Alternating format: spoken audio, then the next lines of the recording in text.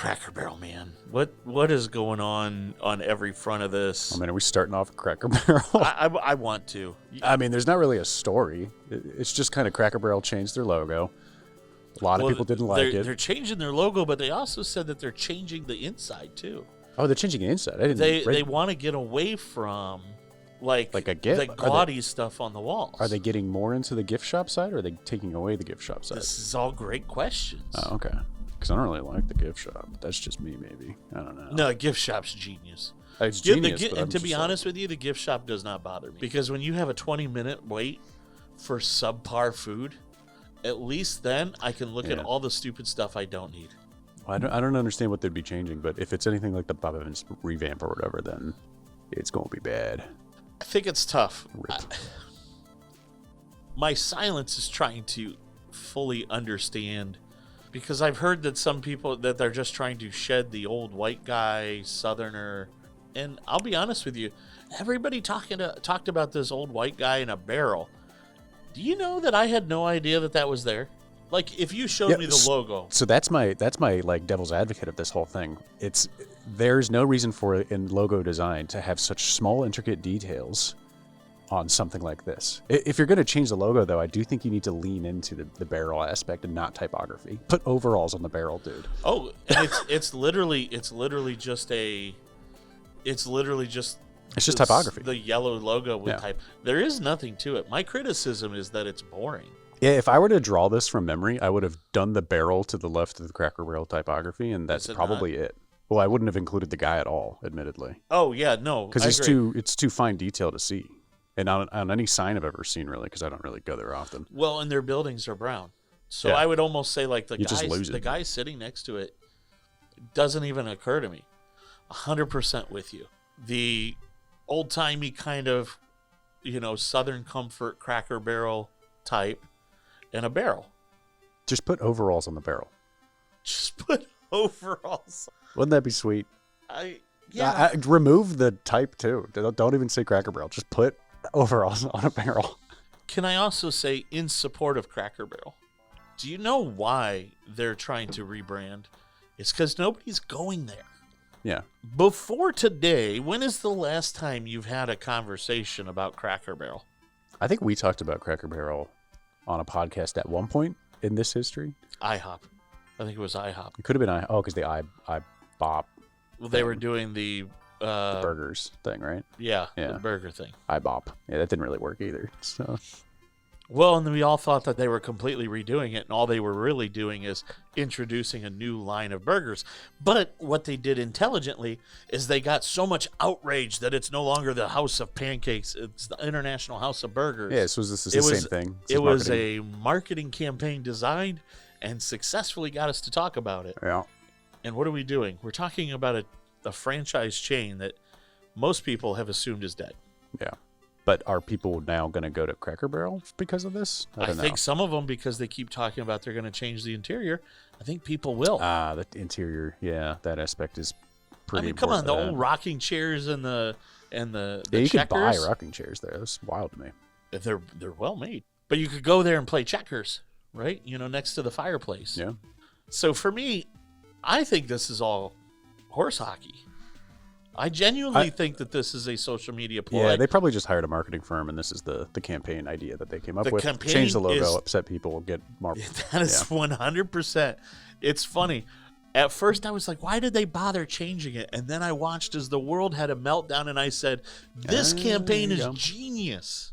There's no way this is real. This is IHOP all over again. Yeah. That's what this is. They're going to try to get you to draw in and remind you of why you liked going to Cracker Barrel.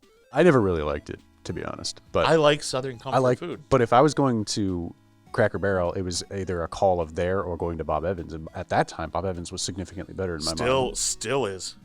I haven't been since they really have revamped stuff. Bob Evans is microwave food. There, I said it. So if you're going to Bob Evans and you like it, most of your dinners start with TV or Hungry Man or end in Cuisine. Kids Cuisine? Kids, lean or otherwise. Mm-hmm. Okay, but can we talk about this? Oh, is there anything like the Kid Cuisine brownie? I mean, isn't that like basically the same as the cosmic one? It's like that weird No, it stodgy kind of. it was like a gelatin that baked in the microwave. Oh, I think I'm It thinking of was something else. gooey Then. and gross and dumb, and there was nothing better than it. Cosmic The brownies? Kids Cuisine brown. You even had to like trim it out of the center thing. Oh my gosh! Imagine all the plastics you ate. I don't care. Delicious, delicious plastic. Delicious, wonderful microplastics.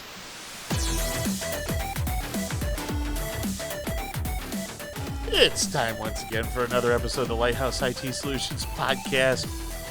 Joined with me, my ever-present partner, except for, well, admittedly in the next one, it's Griffin. I'm Matt. We're excited to talk more than just kids cuisine today. I mean, maybe. I'm slightly more. I'm slightly excited about it. I'd rather be talking about kids cuisine. Well, look, wait, we're back, and it's the end of summer episode, Griff. Isn't that weird? It's September already, and this makes me kind of sad, but also kind of happy because if you're listening closely at home. There's no air conditioning. There's no loud air conditioner while we have 17 fans going to try to cool down this place. This is false fall, though. At 8 a.m., it is Ohio's false fall. It's one of our 17 seasons here. Yeah, so give it 2 weeks, though, and then it will be a completely different thing. it'll be all right. Yeah. I can handle it for a couple of days at a time. Here's the only thing that matters. The 55 and 60-degree weather nights where you can put a fan in, and it's like, oh, yeah, there you go. Isn't it wild that it, snows occasionally in October? Yeah. We're, really close to that. Well, what was it? Was it last year, 2 years ago? It was snowed on Halloween, yeah. But I was out at a client's, got called back out there. It was like 70 degrees or something crazy. And then that night when the sun set, it was snowing. We got like an inch and a half of snow overnight. Confusing. It all melted the next day, but it couldn't do anything. I mean, the grass kind of stuck, but the issue was that it was making everything super slick, and it was coming down so hard you could not see. It was such a mind. Luckily, I was not driving. So. I was on the turnpike. Yeah, good stuff. Lovely. It blew me away. And I remember, I think I hit on the turnpike about where Route 23 would be, like almost home. And it's just like, not a blizzard. It really wasn't that bad, but it was, all I saw was white. First and snow everybody went from 70 down to like 20. Yeah. And I remember that last few miles going, I'm never getting home. Man, I'm so glad I'm not like a trucker. I'm glad you're not a trucker either. I don't know that this podcast would have the same joie de vivre that it would be if you were a trucker. I'd be pulling out more of the twang from Kentucky. I want to pick up where we left off, but we didn't mean to leave off last episode. Yeah, there was a little bit of a vulnerability that impacted quite a few people. We got so excited talking about AI and all that good stuff, and sometimes you can't cover every vulnerability. You can't cover them all. Sometimes, but this one's kind of picking up a little bit of steam. And hey, if you've got SonicWall, you should probably make sure you have that up to date. A lot of their SSL-based VPN systems going through another bit of a vulnerability. Our friends over at Huntress have reported in the wild exploitation. So if you're using a SonicWall and you have SSL enabled on the WAN side, which is how you would do a VPN, or you have any SSL VPN concentrator, man, make sure you got that thing patched. Unfortunately, it's crazy out there. And actively being exploited right now. Actively being exploited. And there's something really I think is always critical. When we say 0 day, it's not that we found it. 0 day means typically that it is being exploited. Yeah.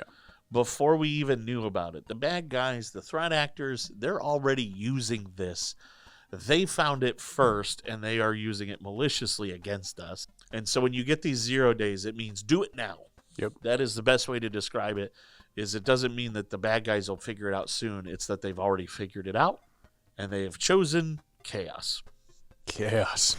Yeah, so if you've got, especially on the TZ and the NSA models, I think SMA is also affected by this vulnerability, which is their straight up mobile, their mobile access system, which is just the SSL VPN.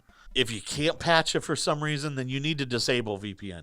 At least SSL VPN, and get yourself updated. Good firmware, 7.3, and make sure that you are resetting any passwords that are local to the device. There is some evidence of persistence on these.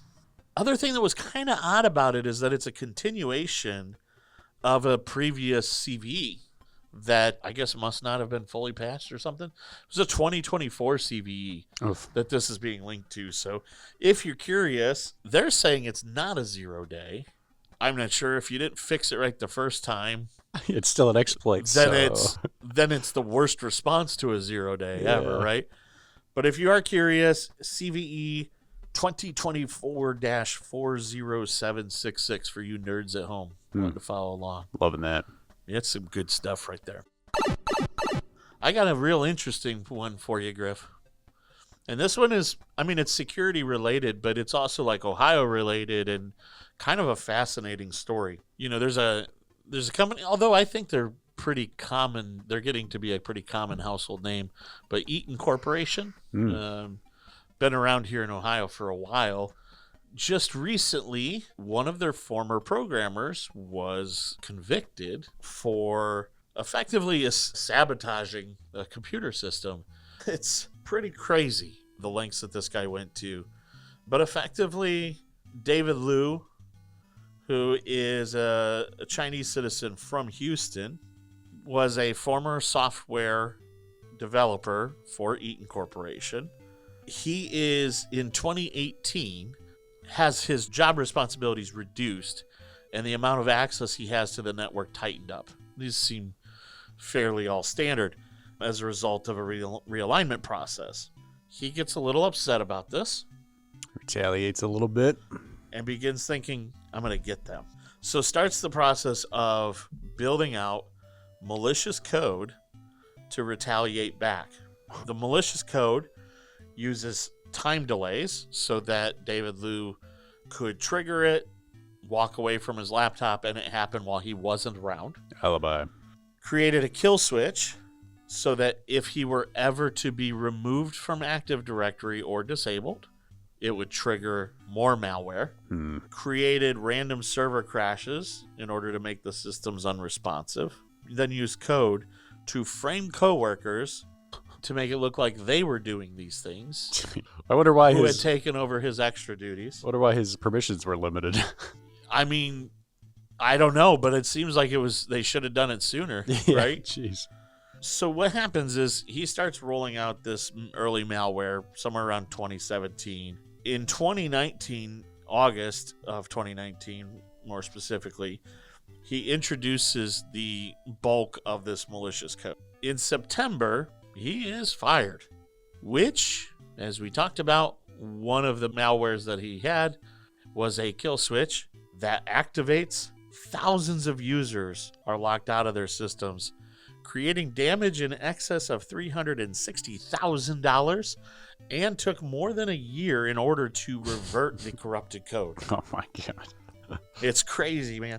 So he then begins to try to cover up his steps by deleting a bunch of encrypted data from his laptop, ran some commands to corrupt enough the disk that data forensics couldn't figure out what was gone. Man.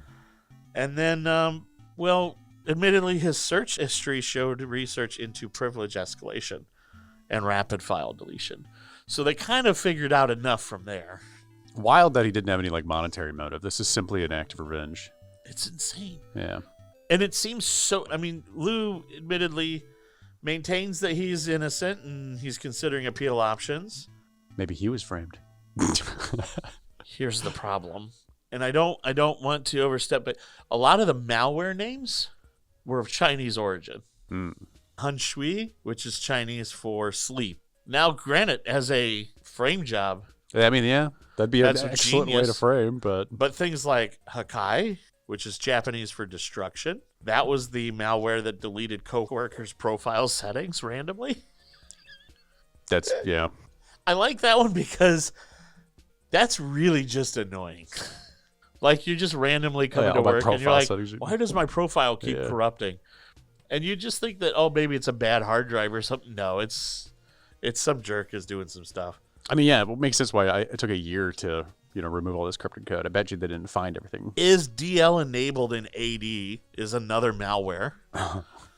Or is David Liu enabled in Active Directory? Gee, I wonder why they suspected it was you. Yeah, gosh. When they fired you and your account was disabled, it triggered it. Like, Not really trying to hide anything there, guy. I want this to come back on David, but I really just don't want him to get fired. Man, that is fun, but also what? Like, why are you? I mean, your initials are in there. Yeah, I don't know. I got a lot of questions about that. That's odd. I feel like there's enough that you have at least probable cause to investigate him at that point. But it's also weird that he's just now being sentenced. And I don't really have an idea of if he was serving this in house arrest or if he was serving this in prison or where he was. But he was canned in 2019. I guess it was 2020 when they probably found him. But that's still 5 years. If they gave him 4 years and he was in prison, then he's served. I don't know. It's confusing to me. Very much so. But also, maintaining your innocence, pro move. Way to adopt the American culture. Are you familiar with the SSL certificate changes? Yeah. You're going to, look, here's the deal. You're going to have to go with the fast-moving El Cheapos for sure. I think they're going to streamline even the higher-end ones. Like, you're going to pay a subscription for a year, but the certificates are going to rotate every 47 days. That won't be the case right away. 2026 is 6 months, 2027 will be 3 months, and then 2029 will be the 47 days. This is actually from the this is a push from Google. Several years ago, we actually on this very podcast talked about this layout. Oh yeah, Chrome certificate transparency. I do remember that. Yeah. Yeah, Google was really trying to push certificates not being more than a year. That's why we're in the mess we're in. We're you can't buy 15 years of certificates anymore. So it was going to go from 1 year, 6 months, and then basically we're going to tier down to 47 days by 2029. I don't think this is going to impact too much. The idea is that you're rotating certificates a lot. You're going to have to rely on automation. That's just really all there is to it.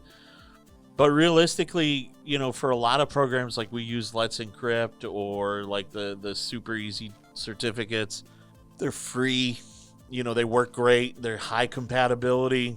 They're automated anyway. And Let's Encrypt in 90 days have only been 90 days certificates. That's true too, yeah. So you're already good for a few months or years even now. But the stat I found interesting was that only 8% of organizations even actually automate days. Well, it's because the bigger certificates, the ones that have like an insurance policy, like a value, like those big ones, you have to go through a certification process. Takes time, yeah. It takes time, and then when you're done, you just install the certificate and you're good for a year. Yeah. I do think what's going to happen is you're going to go through that process. I bet what they do is you'll do that certification process once per year, but they'll let you rotate your, you know what I mean? Yeah. They'll let you rotate. It'll be like a month per month kind of rotation thing. Hey, we're giving you 4 certificates for the year or whatever, 10 certificates for the year. Works out. Yeah, whatever 47 days divided by 12 months is. I mean, I understand why they picked 47 because it offsets things and stuff, but also WTF. Feels like they're just making me angry. It's staggered so that you're not doing it every 30 days and it feels like it's your only job. Yeah. 47 gives you a little extra time, but also it's so random that it's very likely going to just fall on a weekend every frickin' time. Yeah.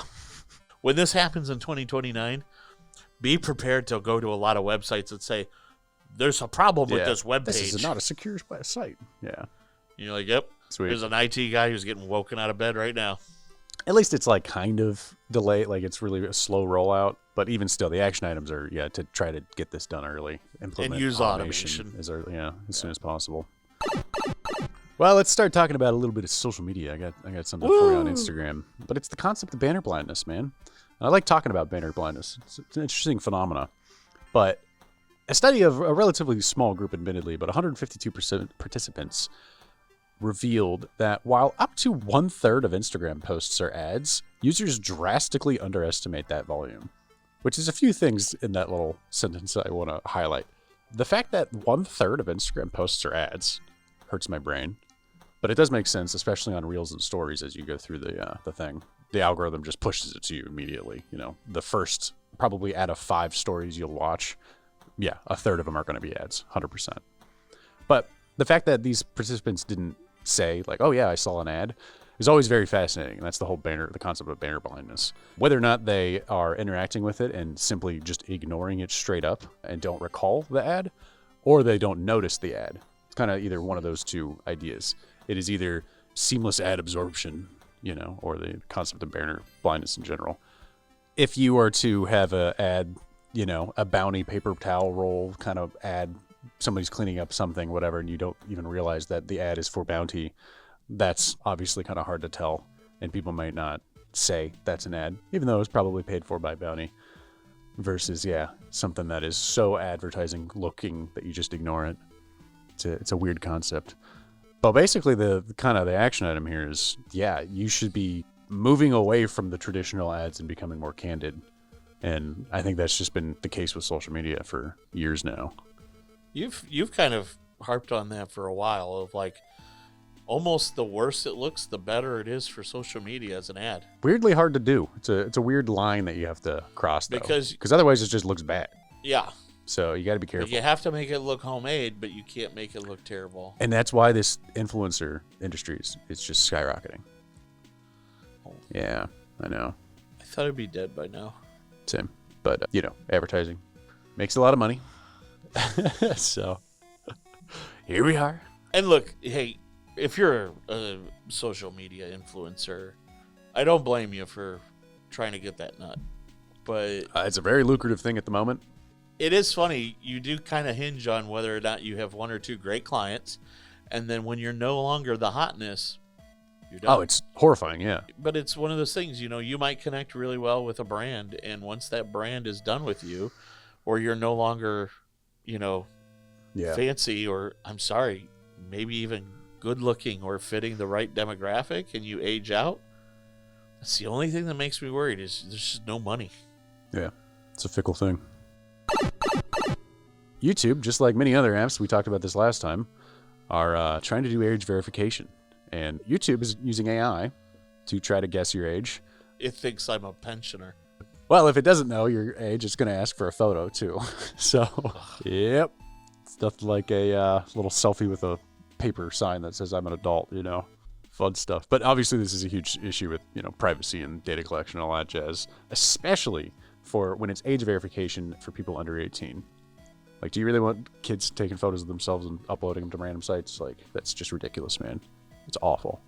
So I don't want to hit home on this too hard because we already talked about this literally last episode. But it's all of this age verification stuff. I know. Think of the children. Yeah, but here's the deal. Dude, this information is going to get out into some other dark web this cell. Is more likely to be used against you than for you. I think so, too. And the reality of this is, like, what are we protecting? Like, with YouTube, like, what are you protecting? Like, they have a pretty strong, they have a kid's do's and side, don'ts. But, yeah, it's all pretty weird anyway. I don't know. But it's a whole... How are you letting my kid watch this? I'm sorry. Hold on. Let's roll back. How am I letting your kid watch this? Where the hell are you? It's the whole parenting thing in general. Again. Nobody wants to do that. I got better things to do than to parent my child. I'm too busy on YouTube trying to get my account flagged as an adult. I'm just trying to change my oil, okay? Just trying to learn DIY projects, all right? Yeah, I hate all of this age verification stuff because all it does is put the wrong data in the wrong hands. Yeah, and they can say they're not keeping track of data and stuff. But they are. You're feeding the AI beast anyway, so at this point... But they have to be storing it somewhere. Yeah. And then to improve their process, you have to be uploading it to the machine learning system, so do we... Yeah, this is not... Spooky, yeah. Well, luckily that's it for AI news. Ooh. But I think we have one more story, right? Yeah, ChatGPT. Oh, okay. All right, so close. An interesting stat came out about ChatGPT. From July 2021 until now, we have an interesting stat on referrals from websites. And referrals are, when people go to a website from another site, not just like searching on the search engine. And that, since 2021, plummeted 52%. And now, 22% of all ChatGPT citations are Wikipedia, Reddit, and TechRadar. Really? TechRadar? Yeah, specifically. But it's one of those things where, news sites and things like that can opt into allowing, AI, ChatGPT, for example, crawlers to go through their site. And it seems like TechRadar has allowed that. A lot of people have not, though. Whether or not ChatGPT adheres to that, they all try to do it, whatever. But like we mentioned in the last episode, ChatGPT also gets a ton of its answers from the Google search results page and featured snippets specifically. So ChatGPT's using Gemini. Hard to go about that, but hurts my brain. But yeah, very, very interesting thing to see that. It's funny to hear the echoes of, professors and high school teachers saying, you can't use Wikipedia as a citation. What are you doing? And meanwhile, ChatGPT is using Wikipedia. Yeah. So now I got a citation, my citation to citation, this citation. Grok was using Elon Musk as a reference for... That's worse, yeah. That's worse. anything, yeah. So there's not really a solution here. This is kind of just a stat that came out. It's the idea, though, that how are we getting on search engine results page? How are you getting your answers to feed into AI or, the AI optimization? And weirdly, people are using ChatGPT as a search engine. I'm sorry, it's not. Yeah. You got to remember, a lot of these systems, they're only trained through 2024. Now, through the use of tools, they can search, but then at that point, all they're doing is Google searching for you. Yep. So it's kind of a, you got to be careful about what you're doing knowledge-wise. Yeah. And that's why the whole ChatGPT 5 thing was, big in people's minds, because they could choose specific models and things and all that stuff. It would understand and learn and choose how to give you your answers and stuff. But people didn't like that, so don't know why. Well, I think that wraps us up. Yeah, for the most part. Yeah. Well, I guess we're going to have to go to Cracker Barrel. I have an itch to go to Cracker Barrel for some reason. I don't know if you do. Dude, their chicken and dumplings are fine. I'm a big fan. And fried chicken. Dude, I don't think I've ever not gotten breakfast at a Cracker Barrel. Oh. Huh. Their regular food is solid. Really? Yeah. Just never have done that. Well, see, there you go. We got lunch all sorted. While we go enjoy our Cracker Barrel, now with potentially not a gift shop. I really hope they still keep the gift shop. I want a pickup truck. I'm going to make a logo for them, though. I'm going to make a big barrel and put our rolls on it. I think that'd be so fun. It'd be great. While he does that, we'll let you go. That does it for another episode of the Lighthouse IT Solutions Podcast. On behalf of Griff, I'm Matt. Hey, make sure you check out the hub, hub.lighthousesol.com. You can check out all of our blog posts, resources. You can also go to the podcast video series as part of our Lighthouse Labs is all listed there. Oh, and you know what else you can do? You can sign up for our AI Summit coming up at the end of this month. That's right. September 25th, we're hosting an event, help you understand AI. But here's what's really cool about this event. We're not just going to be talking and learning about AI. You're going to get to use it. That's right. You get to bring a laptop. We're going to let you log into an AI chat window, and we're going to show you how you can start using AI safely. It's going to be awesome. Limited seats available, but I'll tell you what, I know this right now. If we got a great response, we plan on having another one if it fills up. So let us know one way or the other if you want to come. If you can't make the 25th, there's a way for you to sign up on a waiting list for when we announce another one. But you're going to want to be there because I think, we've been talking and covering AI for a couple of years now.